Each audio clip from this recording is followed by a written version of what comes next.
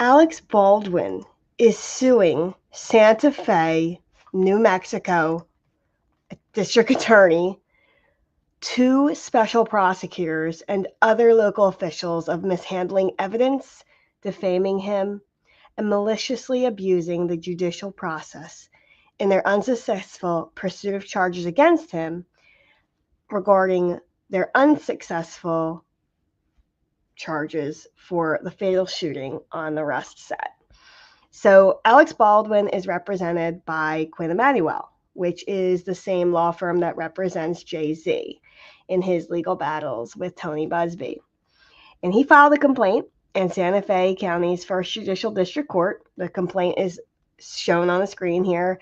His suit comes just a few months after a New Mexico judge refused to reconsider a decision throwing out the involuntary manslaughter charges against him after cinematographer Helena Hutchins was killed on the set of the film Rust in 2021.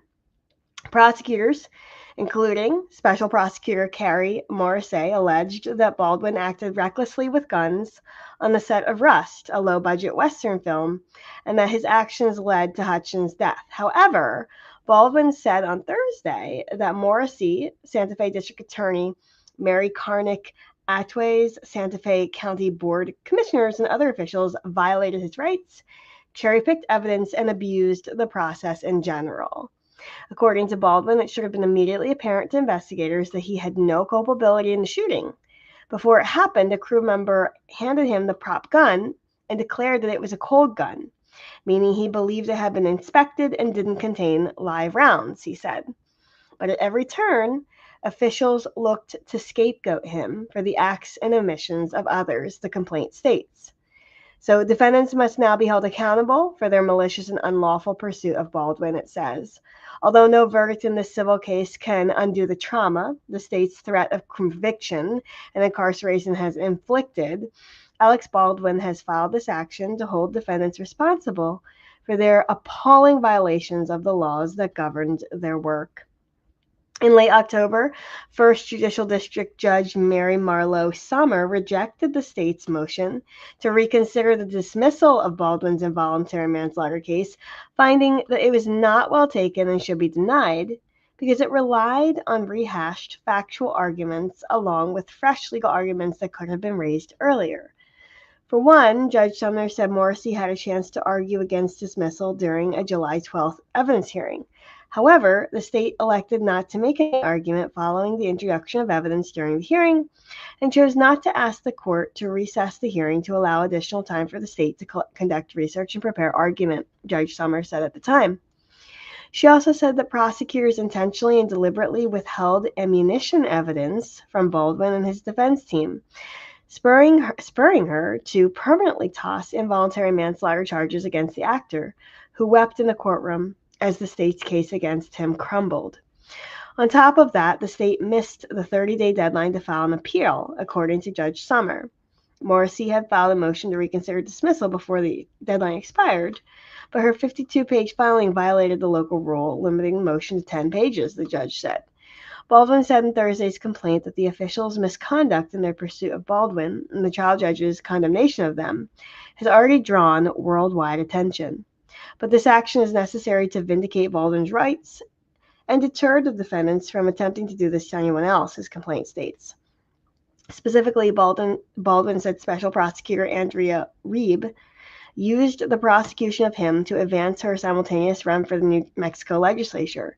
He also said he was charged with an enhancement to increase his potential sentence, despite that enhancement not being enacted until after the shooting. And Special Prosecutor Morrissey just wanted to teach Baldwin a lesson because she deemed him to be an arrogant prick, he said. Notably, Baldwin alleged that Morrissey manipulated evidence she presented and chose not to present per the complaint.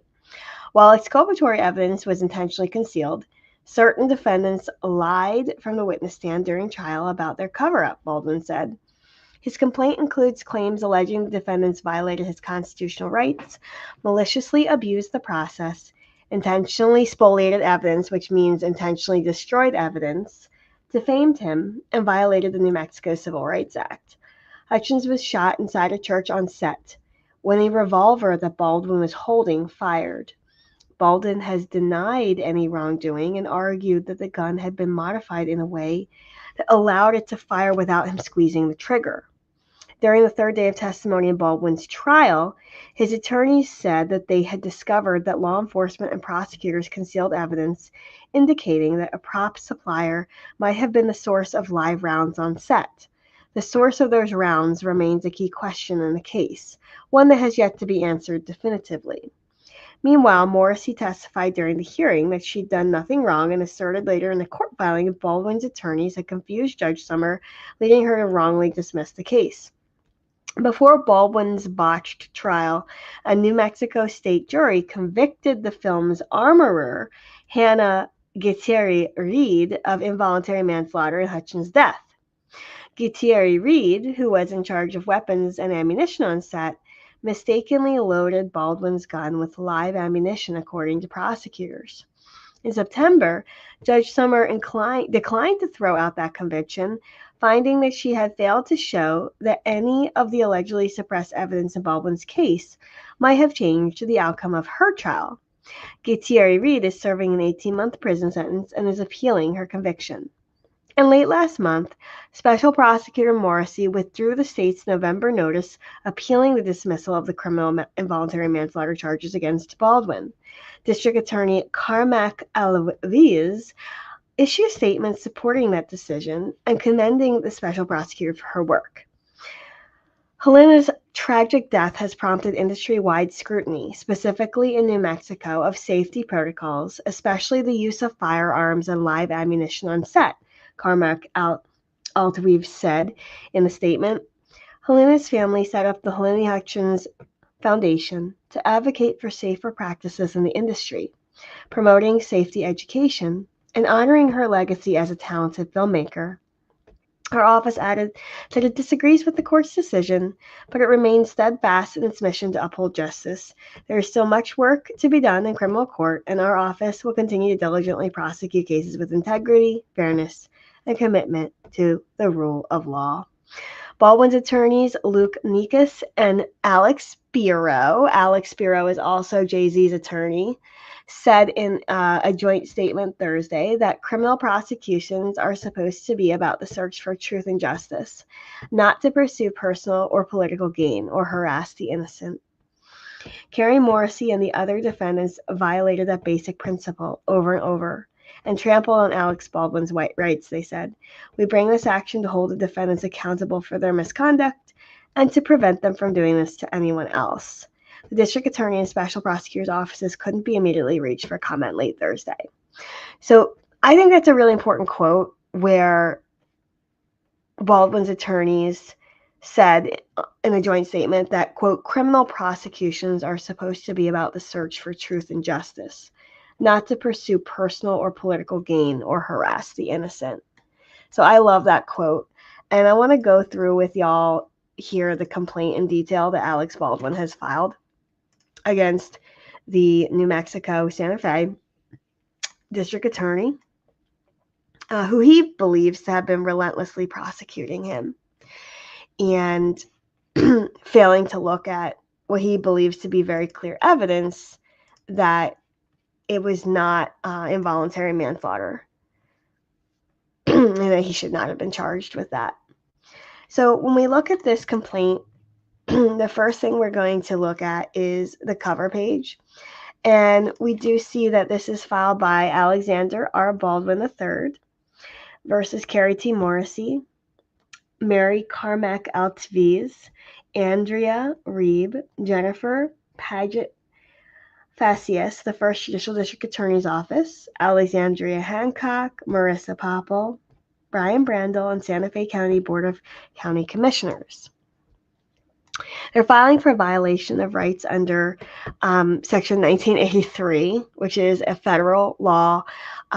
This Section 1983 is actually a federal statute that does allow individuals to have private causes of action against state entities when the state officials are acting under the color of law, under the color of state law. So essentially, Section 1983 is a way to pierce state immunity. So normally there is something called sovereign immunity, where state entities are typically immune from lawsuit, and that has an ideology and a premise behind it that we can't always have the state having to spend taxpayer dollars defending against lots of lawsuits. So in the broad sense of the word, states do typically enjoy sovereign immunity against a number of different types of suits. However, when there are civil rights violations, an individual can use Section 1983, a federal statute, to sue a state entity for a civil rights violation. Alec Baldwin's second claim is conspiracy to cause violation of rights under Section 1983, malicious abuse of process, intentional spoliation of evidence, which means destruction of evidence, defamation, violation of New Mexico's Civil Rights Act, and he is demanding a jury trial. So this complaint states that Alexander R. Baldwin III, through his attorneys Quinn Emanuel, brings this action for deprivation of rights afforded by the Constitution and laws of the United States, malicious abuse of process, intentional spoliation of evidence, defamation, and violation of the New Mexico Civil Rights Act against Carrie T. Morrissey and all of those defendants. The complaint alleges as follows. The highest duty of all who investigate, charge, and prosecute criminal cases in the state of New Mexico is to fairly and impartially apply the state's awesome powers. Criminal prosecutors are to be guided by the search for truth and justice, not to pursue personal or political gain or harass the innocent.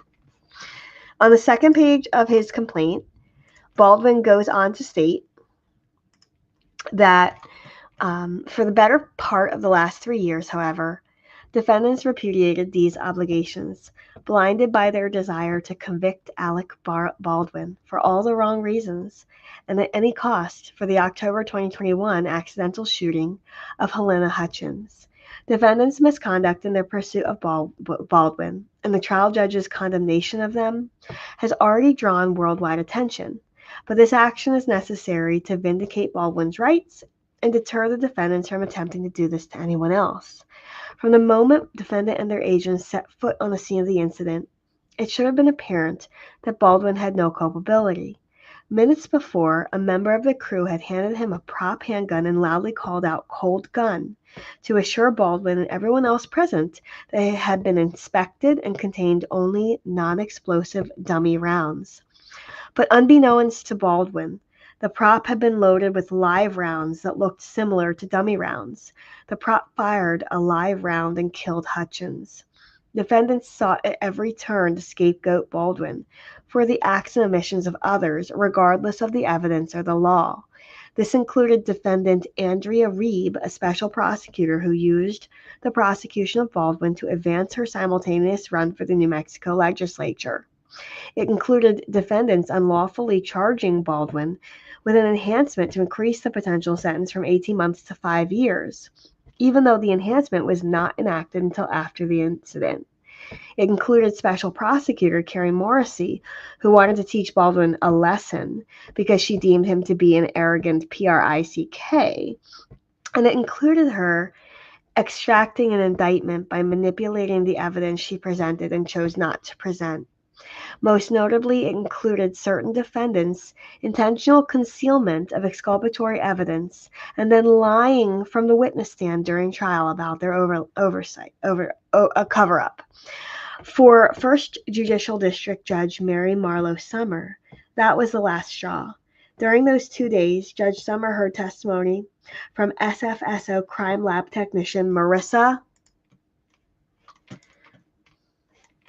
Popple and SFSO Lieutenants Brian Brandel and Alexandra Hancock about the circumstances under which the live rounds had come into the defendant's possession and how defendants intentionally chose not to log them to the case file at the insistence of Special Prosecutor Morrissey to keep Baldwin from knowing about them.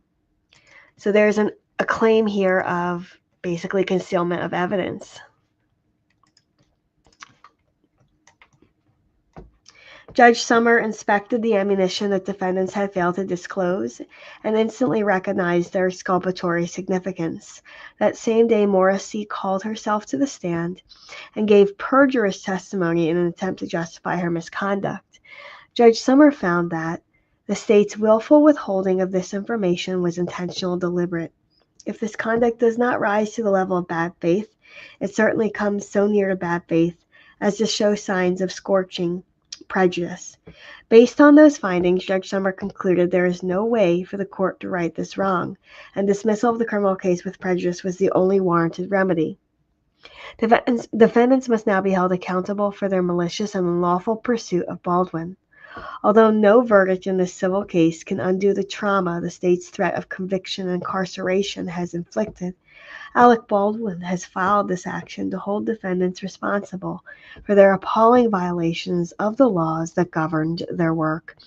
Then they go on to talk about jurisdiction and venue, and then they go through and talk about the parties. Jurisdiction and venue just means they have to set forth it's appropriate for them to be in this court, and then they name all of the different parties and who they are and what their relationship to the case is.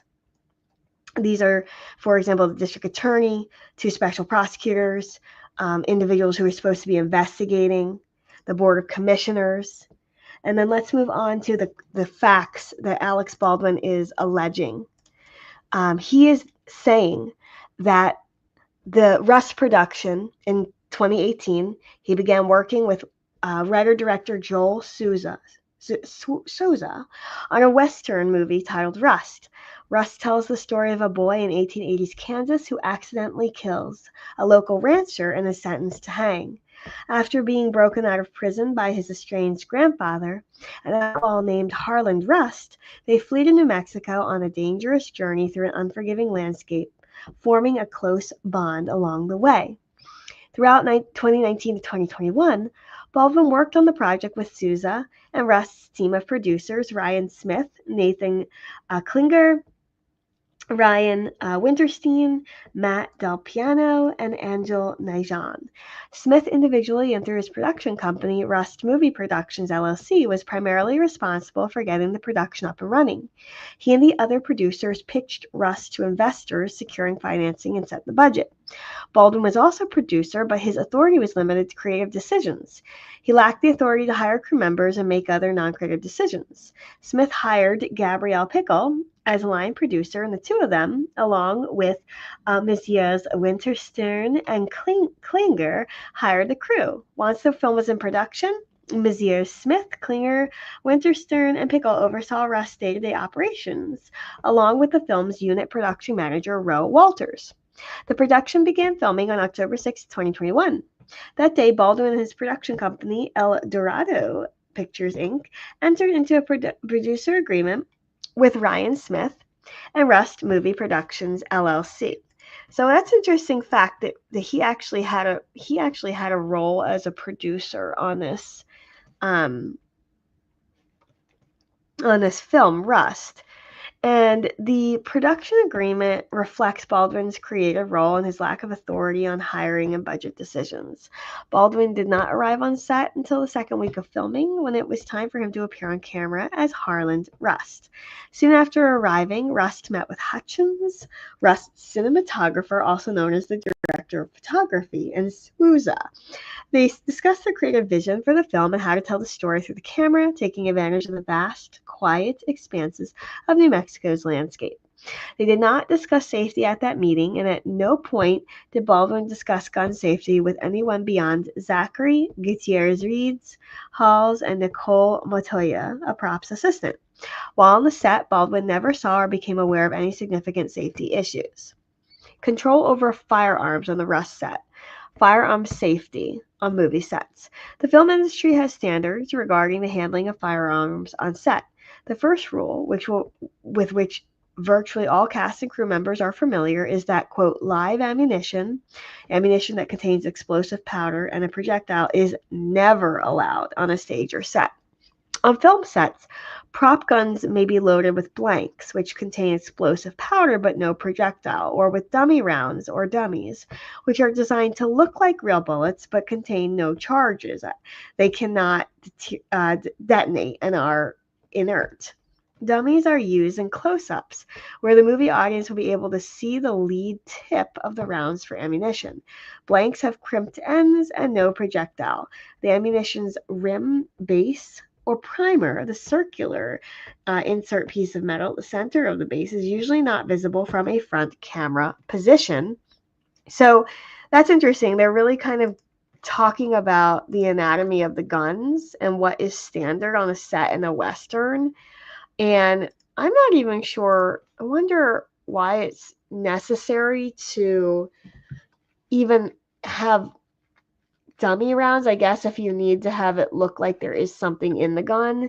So the below images show a variety of types of dummy ammunition. As they show, live rounds may be indistinguishable from dummy rounds. So that's kind of dangerous in my view, because they're basically saying that a dummy round could look very synonymous to a real round, a real live round.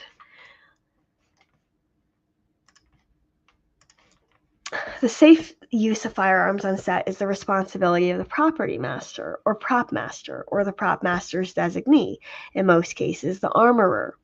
These individuals are responsible for sourcing firearms, blanks, and dummies. They have the necessary training and expertise to identify live versus dummy ammunition. The prop master for Rust was Sarah Zachary, and the armorer was Hannah Gutierrez Reed.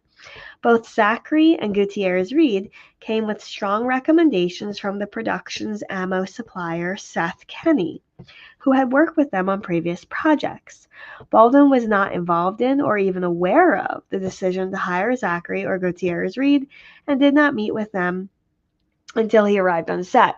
So it sounds like Alec Baldwin did not have much to do with the props. He did not have much to do with safety, it doesn't sound like. So in addition to the prop master and armorer, the first assistant director or first AD is in charge of set safety and is the last line of defense for firearm safety on set. Dave Halls was the first AD on Rust. Although industry guidance instructs that it is best to avoid pointing a firearm at anyone, the same guidance notes that this does occur while making a movie and explains that when pointing a gun at another is absolutely necessary, it should be done in consultation with the prop master or his or her designee. Here, that would be Gutierrez Reed and the first AD Halls. At bottom, the prop master, armorer, and first AD, not actors, bear responsibility for firearm safety on the set. So his complaint is really setting up the fact that like the actor is not responsible. The actors don't have the specialized knowledge to be able to identify a dummy round versus a live round. So then Alex Baldwin's complaint goes on to state that, quote, cold gun is a widely understood term in the film industry. It refers to a firearm that has been inspected to confirm that it has not been loaded with any live or blank rounds. It contains no explosives and is therefore incapable of firing. The term cold gun is meant to distinguish between a gun loaded with blanks and a gun that is empty or loaded with dummies. A cold gun does not contain any live ammunition. The announcement of a cold gun by the armorer or first AD is meant to assure all present on the set that the gun has been properly checked for the absence of any ammunition other than dummy rounds, so that the cast and crew members may go about their work knowing that the firearm is incapable of causing harm. Baldwin received standard firearms training on Rust. The day after he arrived on set, Baldwin received firearm training from Rust's armorer, Gutierrez Reed. The training lasted around 90 minutes.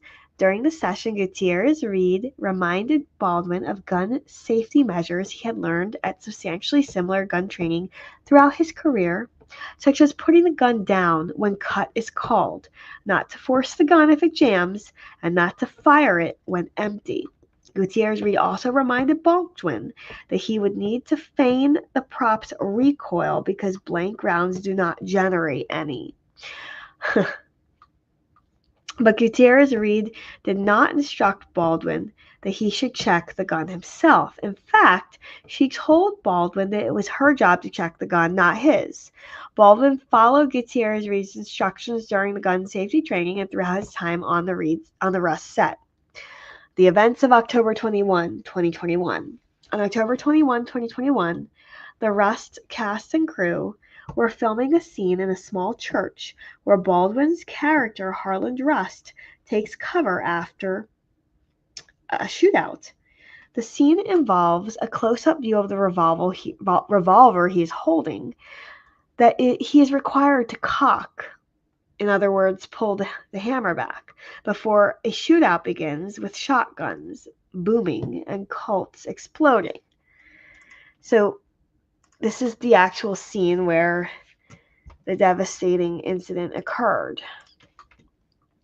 They began rehearsing the scene before lunch, with Baldwin practicing his cross draw for the camera. In a video recording the rehearsal, Souza told Baldwin to draw and point the gun and whip it out in front of the camera. After Baldwin practiced the move a few times, someone off camera said nice. When the cast and crew broke for lunch, Gutierrez Reed took the pistol from Baldwin. Souza, Hutchins, and Baldwin stayed behind to discuss the insert shot they were planning to film after lunch, which involved capturing a close-up of Baldwin's cross draw with the camera tightly focused on the gun. They understood that to achieve this close-up, the unloaded pistol would need to be loaded with dummies so that the pistol would not appear on screen to be unloaded. At some point during or after lunch, Gutierrez Reed loaded the pistol with what she believed to be 6 dummy rounds. Gutierrez Reed then brought the pistol into the church and showed it to Halls, telling him that she had loaded it with dummy rounds. She rotated the cylinder for Halls, who agreed that the prop gun was safe to handle. As Halls handed the prop gun to Baldwin, Halls announced that there was a cold gun on set. That meant that the prop gun had been inspected and was incapable of firing even a blank or causing harm. Meanwhile, Hutchins continued to evaluate her camera angle for the scene. In Baldwin's experience, the cinematographer or director of photography has significant input into an actor's performance, particularly as to what is or is not in the frame. Hutchins directed Baldwin accordingly.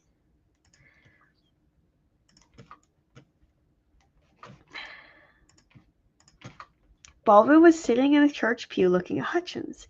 He held the gun, which Halls had just announced was safe. Hutchins was standing camera right to Baldwin's left, next to the camera operator, and looking back and forth between Baldwin and the camera operator's monitor. She was determining how best to angle the camera and what movements Baldwin would make for her to capture the cocking of the gun the script had called for. Baldwin asked Hutchins what she would like him to do. He pulled the gun out slowly and held it still before Hutchins began giving him further direction. She described how she wanted Baldwin to place the gun. She told Baldwin to hold the gun higher to a point where it was directed toward her. As she gave these instructions, she was looking carefully at the monitor and then at Baldwin and then back again. Baldwin asked Hutchins if she wanted to see him cock the gun as the script required. She responded yes. Baldwin tipped the gun down so that the camera would focus on his hand's action on the top of the gun. While performing this action, Baldwin asked Hutchins, "Am I holding it too far down? And do you see that?" Hutchins said that she could see Baldwin's actions. As later became known, a live round discharged from the gun and struck Hutchins, traveling through her body and striking Souza in the shoulder. Both Hutchins and Souza fell to the ground. Panic and confusion immediately ensued. No one understood what had happened. Baldwin and others in the church were ordered to leave. The on-set medic and others rushed to render aid to Hutchins and Souza. Rust's script supervisor, Mamie Mitchell, called 911 and told the operator that 2 people had been accidentally shot on a movie set by a prop gun. A few seconds later, Mitchell can be heard saying on a recording, "This effing AD, Dave Halls, he's supposed to check the gun. He's responsible for what happens on the set." Okay, so that's some important facts, because this was an excited utterance. She's on the 911 call. The script supervisor is saying that what happened was 2 people had been accidentally shot on a movie set by a prop gun. And then Mitchell, who is the script supervisor was heard on the recording blaming Dave Halls, who was the armorer. He's supposed to check the guns. He's responsible for what happens on set. So again, these are facts that Baldwin's attorneys are bringing out now, because these are facts that he feels should not have led to him being charged for the shooting. Paramedics arrived shortly and worked to stabilize Hutchins and Souza. Outside the church, Baldwin and others began to speak to each other to try to piece together what had just happened. Baldwin thought that Hutchins may have fainted or had a heart attack. Unaware that a real bullet had struck Souza, Baldwin was confused as to why Souza was screaming in pain. As the cast and crew were gathered, still reeling from the incident, Mitchell approached Baldwin and said, "You realize you're not responsible for any of what happened in there, don't you?" Hutchins was airlifted to a hospital but succumbed to her injuries. Souza was treated at the hospital and recovered. SFSO officers arrived at the set less than 15 minutes after the 911 call. When they arrived, they did not separate the witnesses, instead allowing people to mingle and talk about the incident and speculate about what might have happened. Nor did the law enforcement personnel immediately establish a perimeter around the area, instead allowing cast and crew to move freely around. They also failed to immediately secure the prop cart or the firearms on set, allowing crew members to continue to enter the scene and handle and even discard key pieces of evidence. Oh, God. I guess because they may not have realized that the full extent of what happened yet. So then it says law enforcement did not secure the prop truck where the property department and armor stored their materials for 6 days, again leaving critical evidence vulnerable to manipulation. Oh God, so the crime scene was not secured. That's a whole big issue with a criminal prosecution. And then Baldwin's complaint states law enforcement eventually spoke with those who were involved in the incident, taking down their information. SFSO Deputy Nicholas Lafleur approached Alec Baldwin, who immediately said, "I was the one holding the gun," and asked, "What do you need?" After changing out of his clothes and giving them to law enforcement, Baldwin voluntarily drove himself to the SFSO station and sat for an interview with Detectives Alexandria, Hancock, and Samantha Telemany. He spoke freely with Detective Hancock and Detective Telemany for over 1 hour, declining their invitation to have a lawyer present because Baldwin at that time didn't realize that the gun was loaded with a live round. He didn't know that what had happened. He didn't know that he thought that the Hutchins had fainted. At the time, Baldwin had yet to learn what they already knew, that Hutchins had died.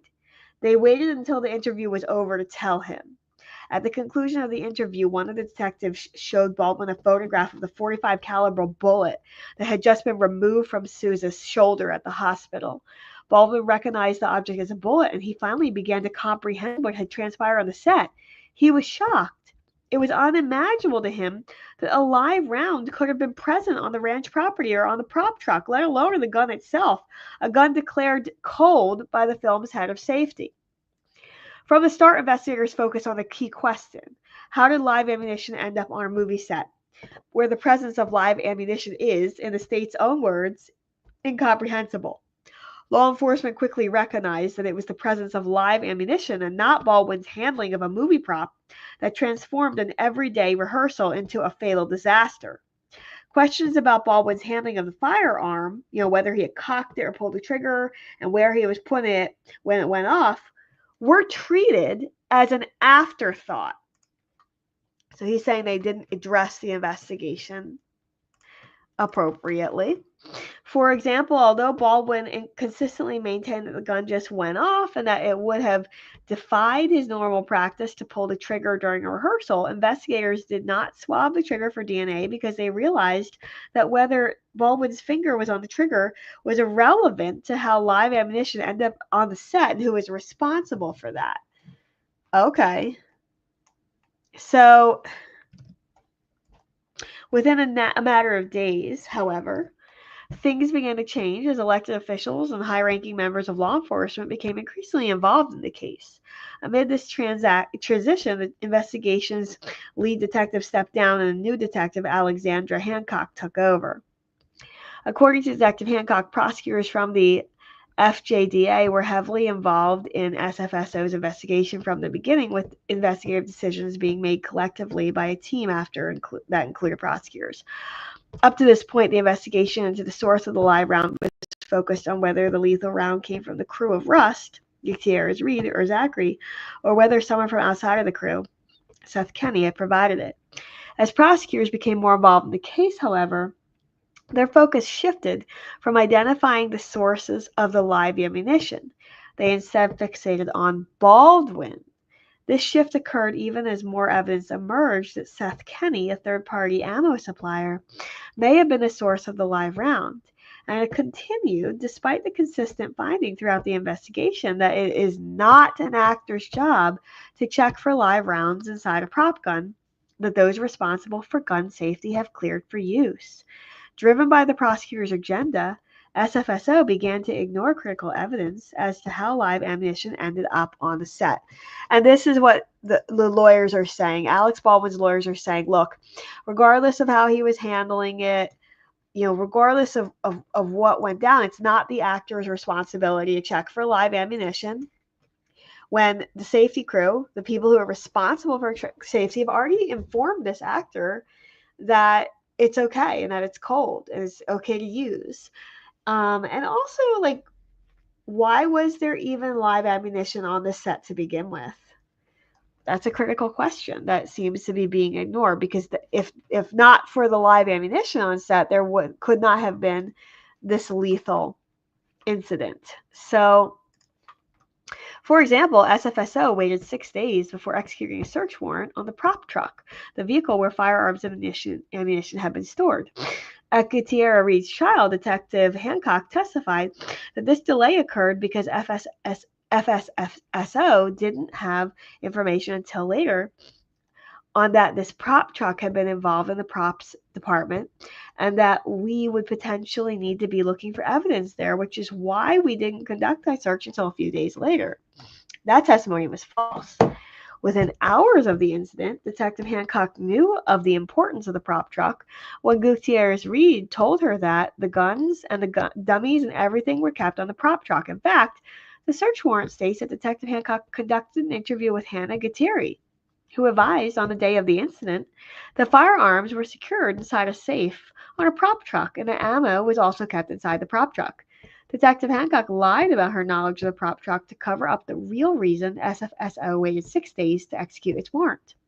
Prosecutors were not interested in pursuing the source of the lethal round, because if it turned out that the round came from an outside source, such as Seth Kenney, it would be difficult to blame Baldwin. This was confirmed by two sets of prosecutors, both of whom sought to hold Baldwin criminally responsible for failing to supervise crew members based on his role as a producer. SFSO waited more than 1 month to execute a search warrant on Kenney's business, PDQ Arm and Prop LLC, despite learning within hours of the incident that PDQ was Rust's ammo supplier. This delay would be troubling under any circumstances, but it was particularly troubling here, given that Detective Hancock knew at the time. On November 1st, 2021, 30 days before conducting a search of PDQ, Detective Hancock met with Kenney at the SFSO station.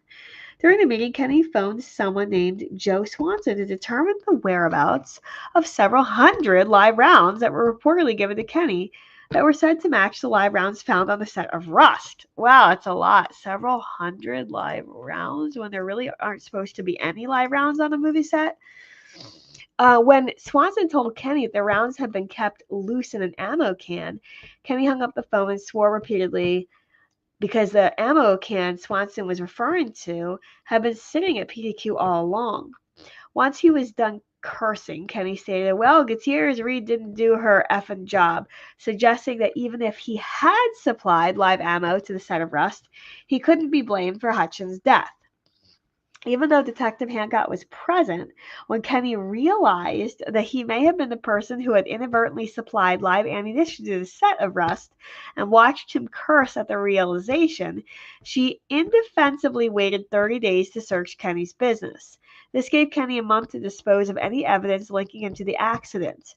When SFSO executed the search warrant on November 30th, 2021, the ammo can was empty. Conveniently, someone had even written empty on the can itself. SFSO also failed to pursue other leads that may have identified the source of the live rounds, which would have weakened the state's case against Baldwin. For example, at least 3 different people told SFSO or the FJDA that persons connected to the film were firing live ammunition at the Bonanza Creek Ranch on or around the day of the accident. At least 2 of these persons felt that law enforcement had brushed off their statements or not taken them seriously. They were barely mentioned in the sheriff's incident report. One person reported that shortly after the incident, he had overheard individuals who worked on another film and who had come into his shop and had been discussing how some of the people working on Rust had been firing live ammunition to shoot cans off of posts. This person reported this to the SFSO, but there was no follow-up. As a team, the SFSO decided not to seek fingerprint or DNA testing of live rounds found on the set to determine who is responsible for bringing them there.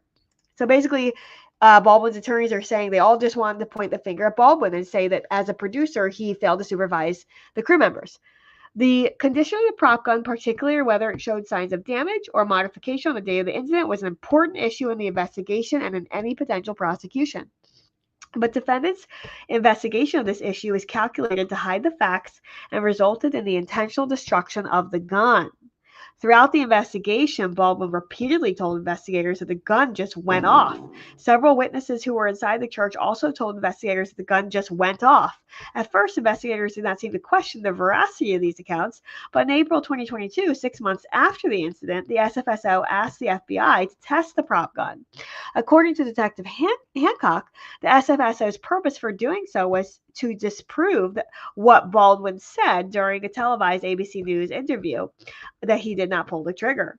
On April 21st, 2022, FBI Special Agent Jose Cortez, at Detective Hancock's instruction, directed the FBI to perform an enhanced test to determine whether the firearm would fire without pressing the trigger.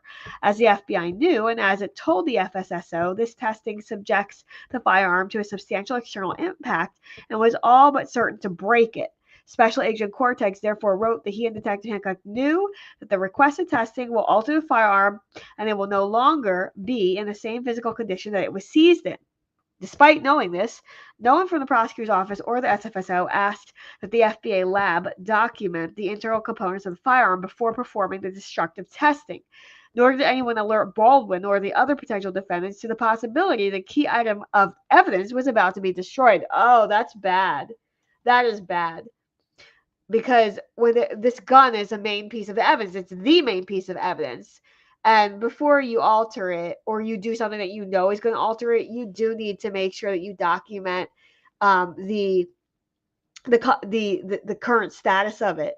And if Baldwin had known that, or his lawyers had known that, they absolutely would have demanded that.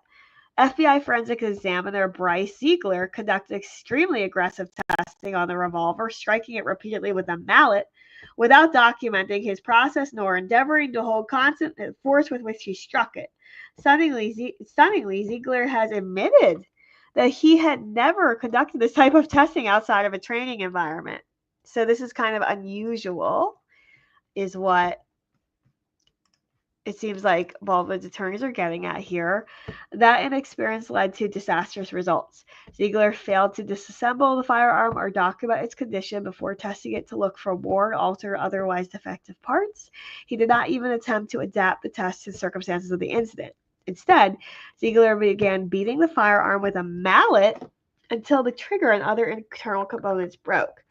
Oh my God. Oh my heavens. I mean, this is hard to believe that this is happening in when there's a criminal prosecution, when prosecutors are looking to charge Baldwin with this, and there's just so much what appears to be reckless alteration of the main piece of evidence, which is the gun that ultimately ended up killing Hutchins. This approach to testing the prop made no sense. The FSSO asked the FBI to test whether the firearm could fire without a pull of the trigger, but no one had ever suggested that a substantial force had struck the gun to cause it to fire, or anything else that would justify the kind of testing that Ziegler performed. As the state's own firearm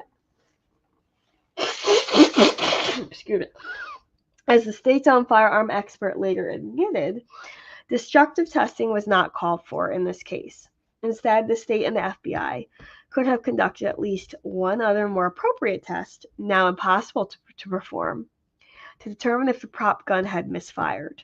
That would have been a push-off test, in which pressure is manually applied to the back of the hammer to determine if it will fall without the trigger being pulled.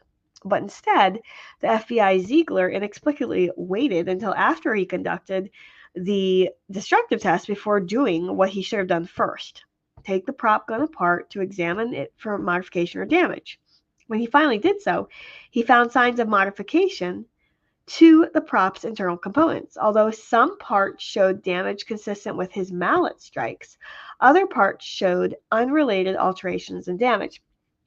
For example, the hammer had been rounded such that the sear would no longer stay lodged in the full cock notch, and other notches, quartered in half, also appeared reduced in depth when compared to intact parts.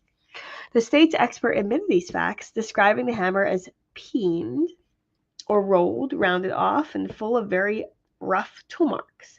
As the state's experts later demonstrated, the hammer would not engage an intact sear in that condition, which would have allowed the hammer to fall without pulling the trigger. So they didn't perform a test that they should have performed first before they destroyed it. So then Baldwin's attorneys point out in this complaint the FBI's failure to examine those components before testing or document the prop gun's original condition made it impossible for Alec Baldwin to adequately reconstruct the prop gun, creating a gap in the evidentiary record that prevented Baldwin from recreating the FBI's tests, conducting his own tests on a functioning firearm in its original condition, inspecting the firearm in its original condition, evaluating the modifications and their effect before the gun was destroyed, or otherwise subjecting the FBI's analysis to the rigorous review necessary for a proper defense.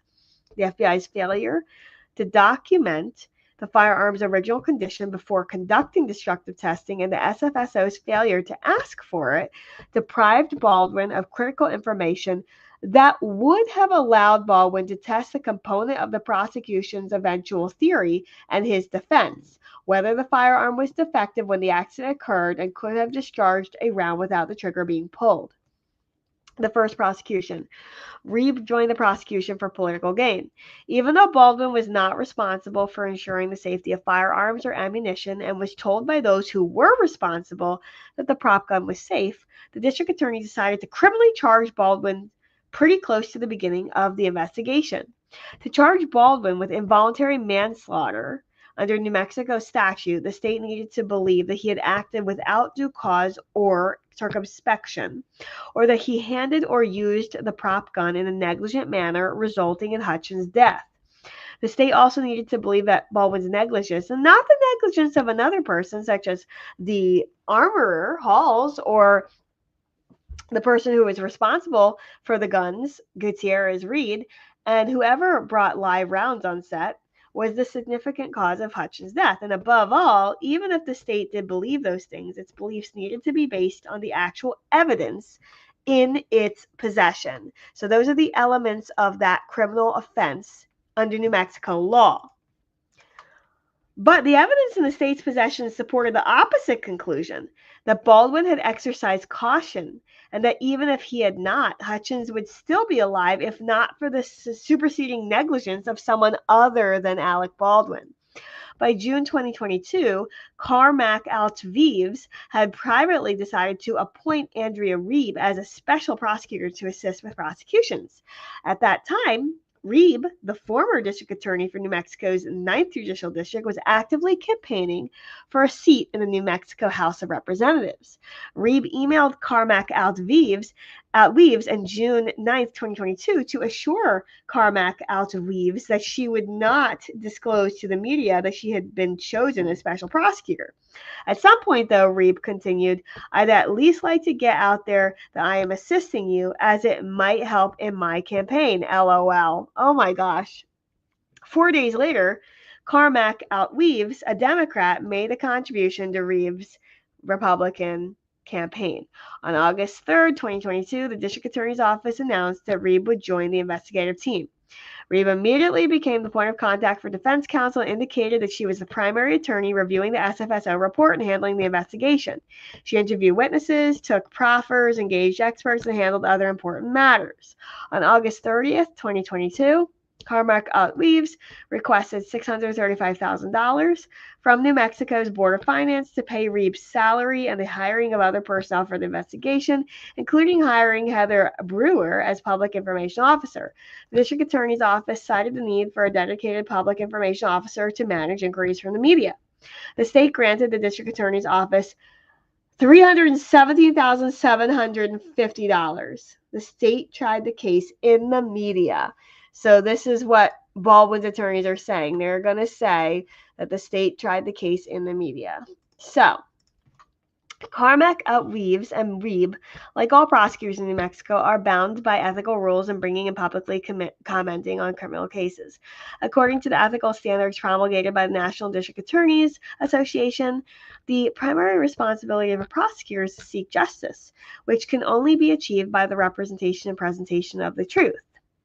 Thus, whether full-time or part-time, the position should be approached as a career and not as a stepping stone or sideline. No matter what other activities the prosecutor is involved in, her public duties come first. Moreover, the prosecutor should refrain from making extrajudicial comments before or during trial that promote no legitimate law enforcement purpose and that serve solely to heighten public condemnation of the accused. Similarly, prior to and during a criminal trial, the prosecutor should not make any public extrajudicial statement that has a substantial likelihood of materially prejudicing a judicial proceeding. In particular, from the commencement of a criminal investigation until the conclusion of trial, the prosecutor should not make any public extrajudicial statements about, among other things, the character, reputation, or prior criminal conduct of a suspect, accused person, or prospective witness, the performance or results of any scientific tests, or statements concerning the credibility or anticipated testimony of prospective witnesses. Carmack, Outweaves, and Reeb repeatedly violated these rules.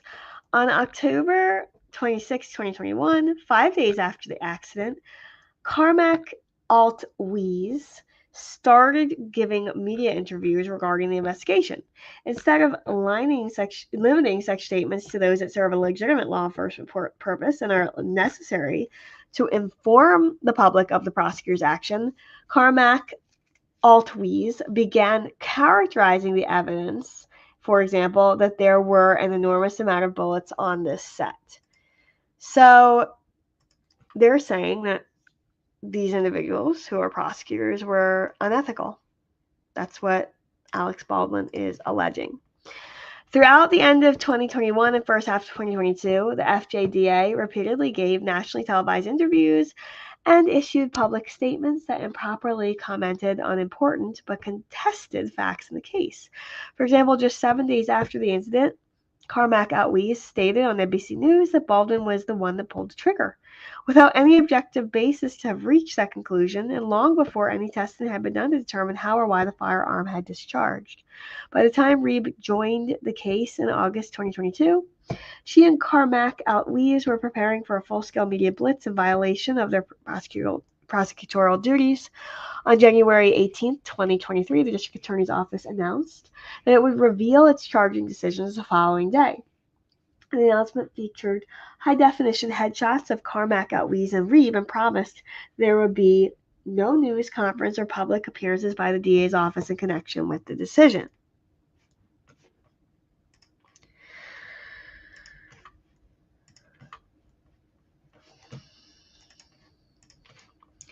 In a press release issued the following day, the state announced that it planned to charge Baldwin with 2 counts of involuntary manslaughter, plus a sentencing enhancement for the use of a firearm. The press release stated that the firearm enhancement makes the crime punishable by a mandatory 5 years in jail. The press release did not explain why Carmack Outweaves and Reeb had chosen to announce the charges before they were actually filed.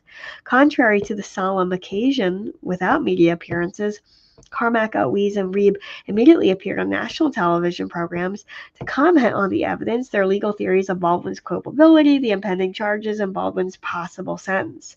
Less than an hour after the District Attorney's Office announced its decision to charge Baldwin, Carmack Outweaves appeared on CNN and discussed Baldwin's responsibilities as an actor and producer and with respect to firearm safety on the Rust set.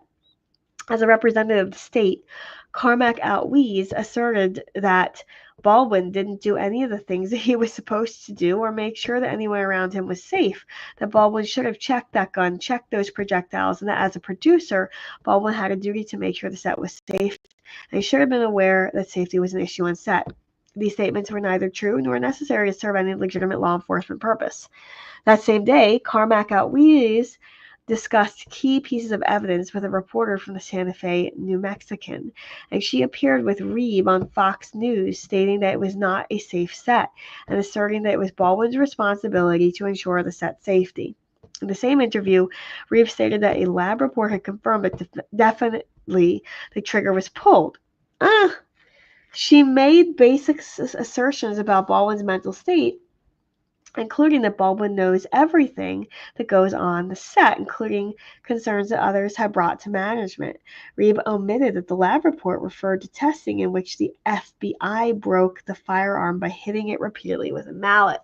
Oh, wow. So really, it seems that she mischaracterized the testing that is being referred to here.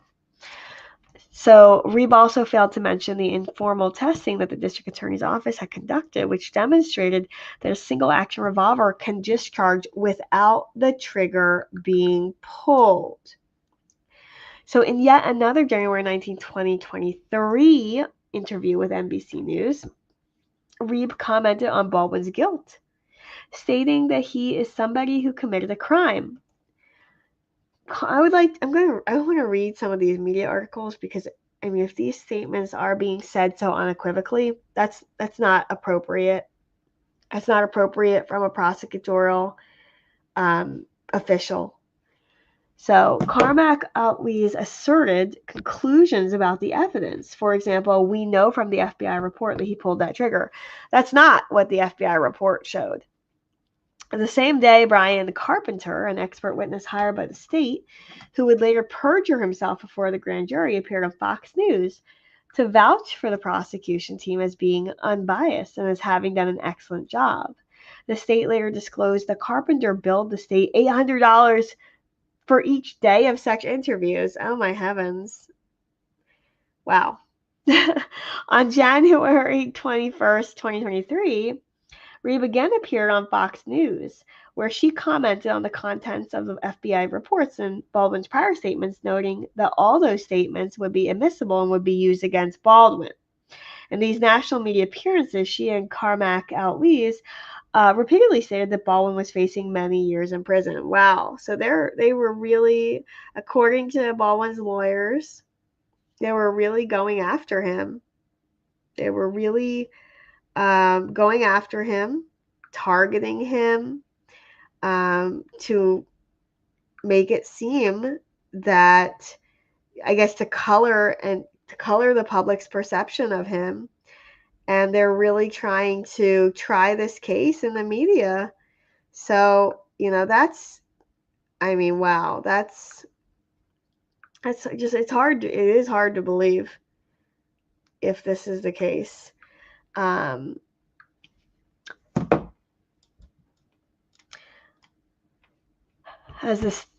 January 31st, 2023, the state filed an information charging Baldwin with 2 alternative felony counts of involuntary manslaughter. The last sentence of the second alternative count stated this offense shall be enhanced pursuant to the firearm enhancement statute. The information and accompanying statement of probable cause accused Baldwin of criminal involuntary manslaughter based on 2 theories: his role as actor and shooter and his role as producer. As an actor, the statement of probable cause faulted Baldwin for letting the armorer leave the church against protocol, not dealing with safety complaints on the set, not making sure the protocol of safety meetings were occurring, and not using a replica firearm for the unscheduled rehearsal without any objective basis to conclude that Baldwin had such authority. Those don't seem like things an actor would have responsibility for, ensuring safety on the set, or that safety meetings are being held. So That seems strange to me. As a producer, the statement of probable cause asserted that Baldwin was in a position to manage, oversee, commence, and require safety training to industry standards, and alleged that Baldwin allowed, through acts or omissions, the hiring of inexperienced and unqualified gear as read for this production, failed to mitigate or establish more precautions to protect against Gutierrez Reed's inexperience, or failed to demand the minimum safety standards, protocols, and requirements on set. The state's later disclosures demonstrate that Carpenter, who has no legal training, played an active role in developing the state's theory of prosecution, including by marking up the statement of probable cause with his edits. However, as explained above, Baldwin did not oversee the day-to-day production of the film and had no responsibility for the film's budget or the hiring of crew members. None of the producers who did have those responsibilities were charged. On the same day that it filed the information against Baldwin, the state announced charges against Dave Halls, the self-described last line of defense, who has publicly expressed that he bears some responsibility for Hutchins' death. The charges: negligent use of a deadly weapon, a petty misdemeanor that carries a minimum sentence of 6 months in jail, and a fine of up to $500. Halls pleaded no contest and agreed to a suspended sentence and 6 months of probation pending approval. On February 7th, 2023, Baldwin moved to disqualify Reeb as the special prosecutor because her dual service as a member of the legislature and a special prosecutor violated the separation of powers provision of the New Mexico Constitution. That provision states that no person charged with the exercise of powers properly belonging to one of the legislative, executive, and judicial departments shall exercise any powers properly belonging to either of the other. So that's important because under our Constitution, we know that there is a separation of powers. We have 3 branches of government here in the United States: executive, legislative, and judicial. So the prosecutors are part of the judicial branch of government. And when this individual, Reeb, was elected to the New Mexico State Legislature, he then became part of the legislative branch. So what Baldwin is saying when he moved to disqualify Reeb was that this is a separation of powers, constitutional violation. You're straddling the fence here. You're a legislator, but you're also purporting to act in a judicial capacity in prosecuting me. So Baldwin said, says Baldwin, so he was moving to disqualify that prosecutor. So then the provision states that no person charged with the exercise of powers properly belonging to one of the legislative, executive, and judicial departments shall exercise any powers properly belonging to either of the others. On February 10, 2023, Baldwin moved to dismiss the firearm enhancement, a statutory provision that had been enacted on May 18, 2022, after the accident. The charge violated the U.S. Constitution's ex post facto clause. The state eventually conceded both motions, but not before Carmack Outwees and Reeb attacked Baldwin and his counsel in the press for filing them. On February 7, 2023, immediately after Baldwin filed the disqualification motion, the FJDA spokesperson told the media that Baldwin and his lawyers can use whatever tactics they want to distract from the fact that Helena Hutchins died because of gross negligence and reckless disregard of safety on the Rust film set. After Baldwin filed the ex post facto motion on February 10, 2023, the FJDA spokesperson issued the following statement: "Another day, another motion from Alec Baldwin and his attorneys in an attempt to distract from the gross negligence and complete disregard for safety on the Rust film set that led to Helena Hutchins' death." The statement said that Carmack Outwees and Reeb would remain focused on justice and ensuring that everyone, even celebrities and fancy attorneys, is held accountable under the law. On February 16, 2023, Reeb emailed Baldwin's counsel demanding that he withdraw the ex post facto motion and threatened sanctions for its filing.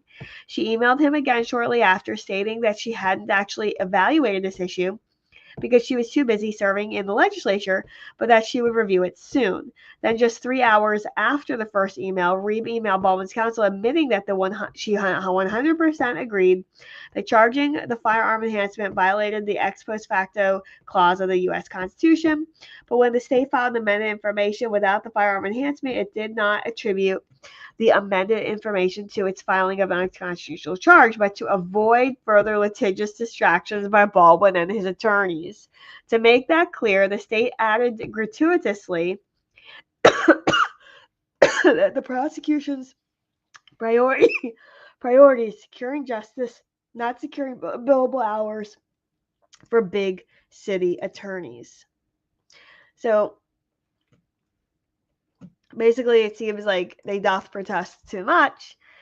The state added gratuitously that the prosecution's priority is securing justice, not securing billable hours for big city attorneys, further disparaging Baldwin and his counsel for exercising Baldwin's constitutional rights. So Baldwin's saying, hey, look, she admitted in an email that I was right and that the firearms enhancement charge that they brought against me violates the ex post facto clause of the U.S. Constitution, but then when they went and withdrew that charge, they basically said, hey, we just want to avoid more litigation from Baldwin and his attorneys, and they're trying to make Baldwin and his attorneys look bad. So essentially, he's saying what was happening behind closed doors was not what was happening in the reality. So this is a really important case because, Baldwin is standing up and he's saying, I feel like I was targeted. There were producers on this set that actually did have responsibility for safety, and they were not charged with a criminal offense, and I was charged. So, as an actor, he's not responsible for safety. There are crew members on set who are responsible.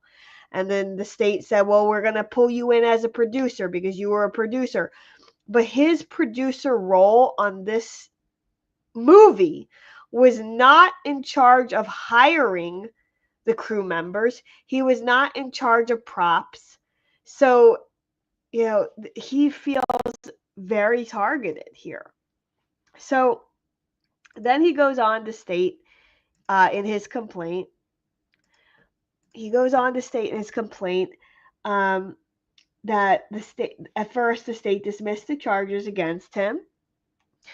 And when the state's firearm experts issued a report questioning the state's theory about the condition of the revolver, the prosecutors hid the report. So he's again alleging concealment of evidence, gamesmanship, foul play. And then his complaint goes on to state that the trial court attempted to stop Morrissey, which is the district attorney in New Mexico, from rigging the grand jury process against Baldwin. There was a whole controversy about the grand jury. We've seen this all play out. And then his complaint goes on to state, despite the trial court rulings and in violation of her duties in New Mexico law, Morrissey misled the grand jury. So the grand juries are very powerful. They decide whether charges get filed, they decide whether there's an indictment. And he's alleging that there was foul play throughout this process. He states that the state presented false and incomplete grand jury testimony from lead investigator Detective Alexandra Hancock. Hancock is the one, he says, who perjured herself at the trial.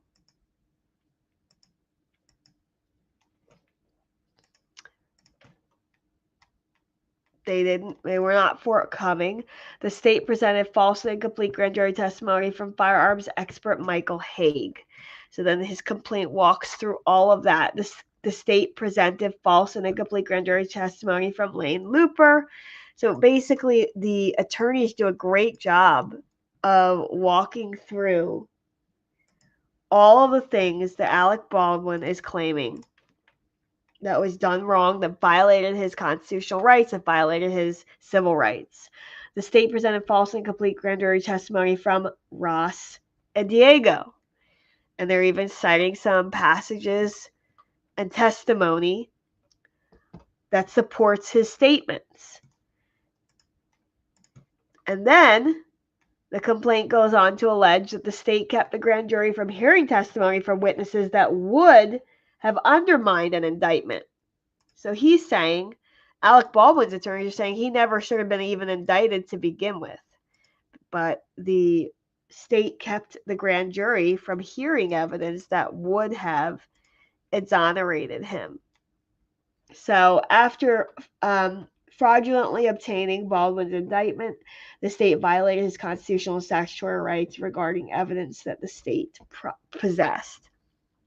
So again, his attorneys walk through all of the alleged wrongdoing of the prosecution.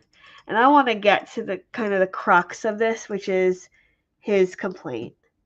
So as we know from going through the fronter on this lawsuit, his first complaint is for violation of Section 1983, which is a civil rights statute. He alleges that the state officials were acting under color of state law.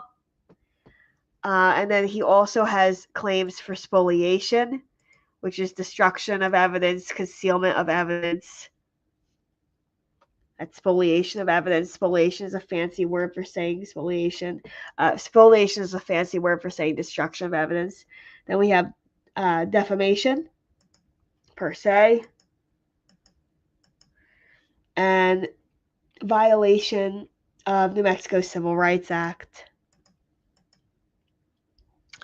And then at the end, he's asking for relief from the court. He is saying that he believes that he's entitled to general and or compensatory damages in an amount to be determined at trial for all injuries suffered as a result of the defendant's wrongdoing. He wants punitive damages, which are damages to punish the defendant, prejudgment interest at the maximum legal rate, costs of suit, attorney's fees, and such other and further relief as the court may deem just and proper. And he demands a trial by jury. And I think under these facts alleged, he will do very well before a jury. I think the jury is going to want to compensate him for this. I mean, listen,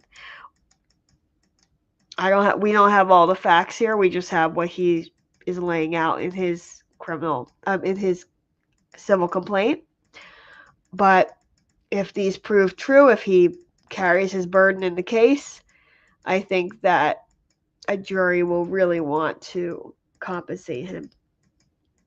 So Alex Baldwin is beloved. I mean, he's very funny, and he's, this whole thing, I remember just being in such shock that he was being charged criminally with something that had happened on the set of a movie. But guys, thanks so much for bearing with me here as I recover from my flu. And I am so happy to be back with you guys live. I will be back here live continuously moving forward. We're going to continue to cover all of the stories that we've been covering thus far, including the Sean Diddy Combs, the Jay-Z drama, Tony Busby, Vanderpump Rules. Tom Sandoval has a new attorney in the Raquel Leviss, Ariana Madix case that's going on with Vanderpump Rules stars. We also have been covering the Brad Pitt and Angelina Jolie, their continued fight over their winery in Miraval. And we have been continuing to cover the Justin Baldoni and Blake Lively legal battles that are just continue. These lawsuits just continue to come out of the woodworks with all the PR firms involved. So guys, subscribe for daily live streams. Subscribe for daily live streams on all of these celebrity and media news stories that we are covering, legal news, and I look forward to being back with y'all again tomorrow. Have a great night, friends.